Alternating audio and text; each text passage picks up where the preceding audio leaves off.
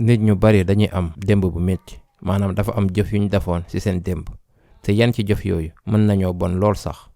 kenn ci nit yooyu góor la buy wuyoo Fudayl ibn Iyad radiyallahu taala anhu rahimahullah. beneen turam ngir ngeen am gis-gis mooy imaam alxaramayn, imaamu ñaari xaram yi. waaye la boo xam ne la ñoo ngi koy gis daanaka ci bépp téere wu taskiya, bépp téere xam-xam mu dund gu rëy, dund boroom xam-xam ak yeneen. waaye lu ñu xam ci moom bariwul. nan la waay soosi doon nirool radiyallahu taala anhu? aw sàcc wu rëy la woon diggante Siri ak Xurasaan, te doon songu saa su ne nit ñi bu ñu jéggee di dem mu leen di sàcc.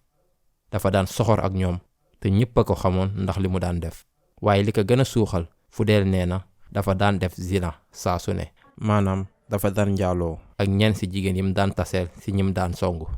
te nee na amoon na ci benn soxna bu mu tàmmoon di gis ci benn yoon te daan naka gis guddi su ne daan njaaloor ak moom. kon subhanallah, xalaan leen waaye soo xam ne guddi su ne di tilimal ci bàkkaar te rax ci dolli mu daan def liggéey bu xaram bëccëg bi. Fudayl moo amoon liggéey bi gën a xaram bëccëg bi, maanaam aw sàcc bu rëy la woon.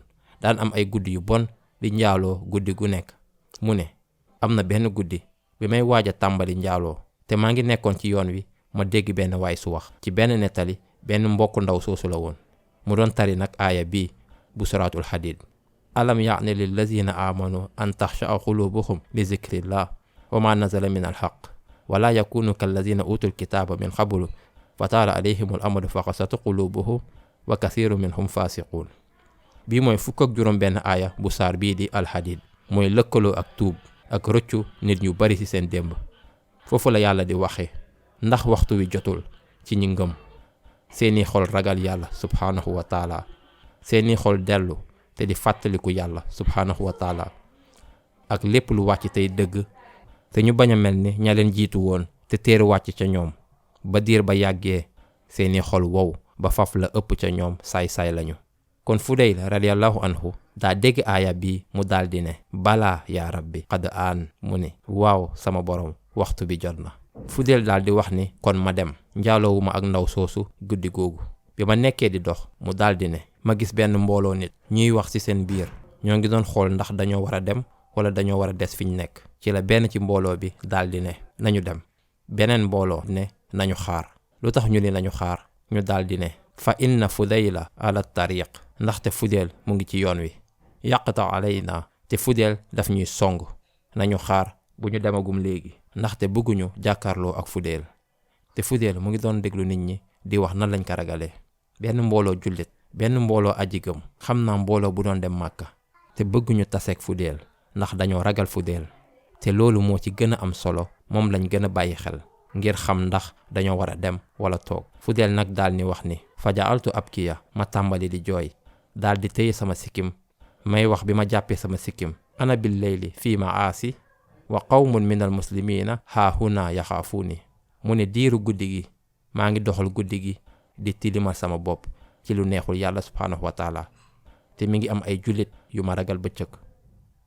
wa ma ara allaha saaqani ilayhim ila artada, gisuma leneen lu war a tax yàlla subhaanahu wa taala dama may ma dégg waxtaan wi ci lu dul ni yàlla subhaanahu wa taala dafa bëgg ma ñëwaat.